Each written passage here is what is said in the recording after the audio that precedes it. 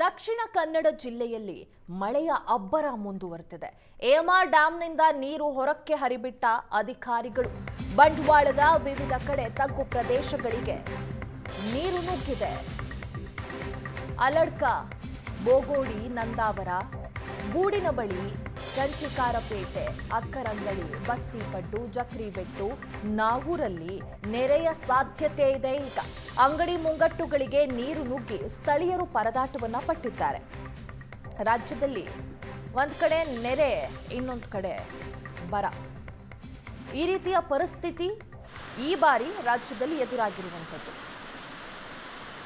ರಾಜ್ಯದ ವಿವಿಧೆಡೆ ಹಲವೆಡೆ ಮಳೆ ಆಗ್ತಾ ಇಲ್ಲ. ಮಳೆ ಆಗದೆ ತೊಂದರೆಗೆ ಒಂದು ಕಡೆ ರೈತರು ಈಡಾಗಿದ್ದಾರೆ. ಬಟ್ ಇನ್ನೊಂದು ಕಡೆ ದಕ್ಷಿಣ ಕನ್ನಡ ಜಿಲ್ಲೆಯಲ್ಲಿ ಮಳೆ ಅಬ್ಬರ ಮುಂದುವರೆದಿದೆ.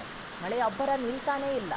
ಒಂದು ಕಡೆ ಬರದ ಛಾಯೆಯಿಂದ ಬೆಳೆಗಳು ನಾಶವಾಗ್ತಾ ಇದ್ರೆ, ಜನರು ಸಂಕಷ್ಟಕ್ಕೀಡಾಗಿದ್ರೆ, ದಕ್ಷಿಣ ಕನ್ನಡ ಜಿಲ್ಲೆಯಲ್ಲಿ ಮಳೆ ಅಬ್ಬರಿಸಿ ಬೊಬ್ಬಿರಿತಾ ಇದೆ.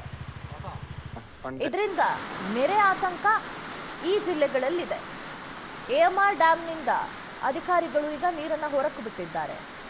ನೀರು ಹೊರಬಿಟ್ಟ ಪರಿಣಾಮವಾಗಿ ತಗ್ಗು ಪ್ರದೇಶಗಳಿಗೆ ನೀರು ನುಗ್ಗಿದೆ, ಅವಾಂತರ ಸೃಷ್ಟಿಯಾಗಿದೆ. ಸ್ಥಳೀಯರು ಪರದಾಟವನ್ನ ಪಡ್ತಾ ಇದ್ದಾರೆ.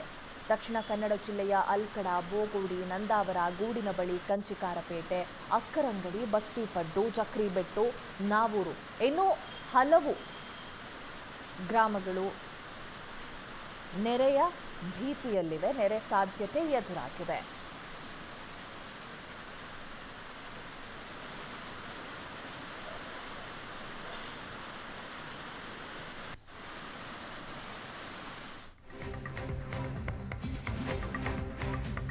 ದಕ್ಷಿಣ ಕನ್ನಡದಲ್ಲಿ ಮಳೆ ಅಬ್ಬರಕ್ಕೆ ಮೈದುಂಬಿದ ನೇತ್ರಾವತಿ ನೀರಿನ ಮಟ್ಟದಲ್ಲಿ ಭಾರೀ ಪ್ರಮಾಣದಲ್ಲಿ ಏರಿಕೆಯಾಗಿದೆ. ನದಿ ತಟದ 15 ಕುಟುಂಬಗಳ ಸ್ಥಳಾಂತರಕ್ಕೆ ಶಾಸಕ ರಾಜೇಶ್ ನಾಯಕ್ ಸೂಚನೆಯನ್ನ ನೀಡಿದ್ದಾರೆ. ನೇತ್ರಾವತಿ ನದಿ ನೀರಿನ ಮಟ್ಟ ಏಕಾಏಕಿ 7.7 ಮೀಟರ್ಗೆ ಏರಿಕೆಯಾಗಿದ್ದು, 8.5 ಮೀಟರ್ಗೆ ನೀರಿನ ಮಟ್ಟ ಏರಿಕೆ ಆದರೆ ಅಪಾಯ ಕಟ್ಟಿಟ್ಟ ಬುತ್ತಿ. ಇದೇ ರೀತಿ ಮಳೆ ಮುಂದುವರೆದ್ರೆ 10 ಹಳ್ಳಿ ಜಲಾವೃತವಾಗುವ ಸಾಧ್ಯತೆ ಇದೆ. ಹಾಗಾಗಿ ನದಿ ತಟದಲ್ಲಿ ಇರುವಂತಹ ಕುಟುಂಬಗಳಿಗೆ ಸೂಚನೆಯನ್ನ ನೀಡಲಾಗಿದೆ. ಅವರನ್ನ ಸ್ಥಳಾಂತರ ಮಾಡಬೇಕು ಅನ್ನೋದಾಗಿ ಶಾಸಕ ರಾಜೇಶ್ ನಾಯಕ್ ಅಲ್ಲಿನ ಅಧಿಕಾರಿಗಳಿಗೆ ಸೂಚನೆಯನ್ನ ನೀಡಿದ್ದಾರೆ. ಮಳೆಯ ಪರಿಣಾಮ ಇದು. ದಕ್ಷಿಣ ಕನ್ನಡ ಜಿಲ್ಲೆಯಾದ್ಯಂತ ಮಳೆ ಕೊರತೆಯಾಗಿಲ್ಲ. ಮಳೆ ಬಹಳ ಜೋರಾಗಿ ಸುರಿತಾ ಇದೆ. ನೇತ್ರಾವತಿ ನದಿ ನೀರಿನ ಮಟ್ಟ ಕಾಣಬಹುದು ನಾವು ದೃಶ್ಯದಲ್ಲಿ. ನದಿ ನೀರಿನ ಮಟ್ಟ ಇನ್ನೇನು ಅಪಾಯದ ಮಟ್ಟವನ್ನ ತಲುಪುವಂತ ಪರಿಸ್ಥಿತಿಯಲ್ಲಿದೆ. ಏಕಾಏಕಿಯಾಗಿ 7.7 ಮೀಟರ್ಗೆ ನೇತ್ರಾವತಿ ನದಿ ನೀರಿನ ಮಟ್ಟ ಏರಿಕೆಯಾಗಿದೆ. 7.7ರಿಂದ ಏನಾದರೂ 8.5 ಮೀಟರ್ಗೆ ನೀರಿನ ಮಟ್ಟ ಏರಿಕೆ ಆಯಿತು ಅಂತಂದ್ರೆ ಅಪಾಯ 100% ಕಟ್ಟಿಟ್ಟ ಬುತ್ತಿ. ಹಾಗಾಗಿ ಸ್ಥಳೀಯರ ಸ್ಥಳಾಂತರಕ್ಕೆ ಶಾಸಕರು ಆದೇಶವನ್ನ ನೀಡಿದ್ದಾರೆ.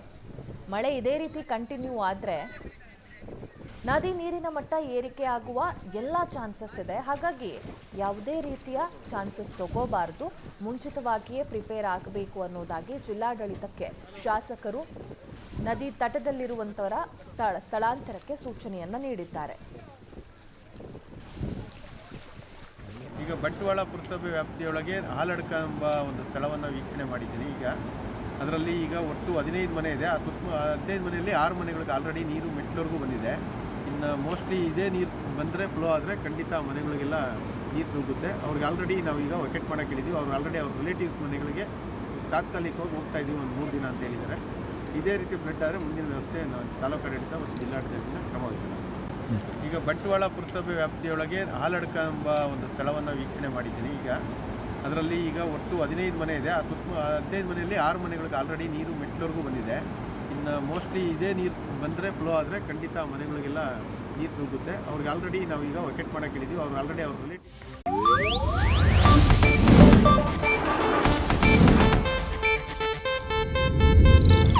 ಇದು ಏಷ್ಯಾನೆಟ್ ನ್ಯೂಸ್ ನೆಟ್ವರ್ಕ್ ಪ್ರಸ್ತುತಿ.